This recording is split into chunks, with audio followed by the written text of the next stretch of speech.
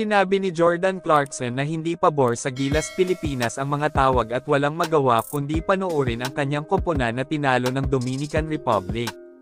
Na-foul out si Clarkson sa isang krusyal na laban at nabigo ang mga Pinoy sa 87-81 na pagkatalo sa kamay ng Dominican sa FIBA World Cup sa Philippine Arena. Umiscore ng 28 puntos, 7 rebounds, 7 assists, at 2 steals.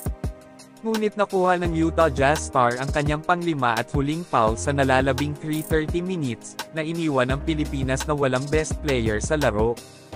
"We played well. We gave ourselves a chance to win.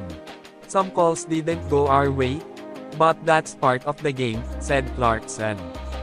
"We just can't leave it in the ref's hands to make those plays in the end." Dalawang foul ang ginawa ni Clarkson sa offensive end. Ang huli ay laban kay Victor Liz nang sinubukan niyang gumawa ng separation para sa isang shot.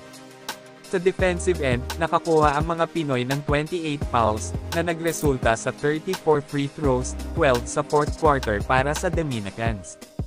Ang resulta ay pagkabigo ng World Cup record crowd na 38,115. Hindi nasaksihan ng Gilas Pilipinas na nasungkit ang unang panalo nito sa Global Hoops Showpiece mula noong 2014. "It was amazing, I'm glad everybody came out to support. Just kind of upset we didn't come out with a win.